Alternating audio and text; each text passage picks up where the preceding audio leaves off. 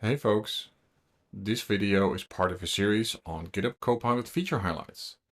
To find the other videos, go to github-copilot.zebia.ms. With GitHub Copilot, you even get integration into GitHub pull requests, right inside of Visual Studio Code. So when you have Visual Studio Code and you've installed this specific extension, the GitHub pull request extension, and you're working, for example, inside of a branch, you can actually go to the pull request extension itself, GitHub pull request, and of course you need to be authenticated against your GitHub account with your GitHub repositories. You can now go in here and say, let's create a new pull request.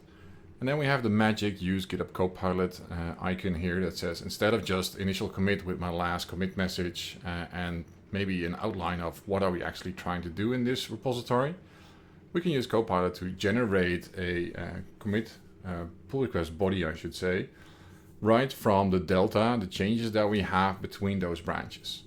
This is sort of a minimalistic version. It works only client side and it is pretty simple of the body that it produces.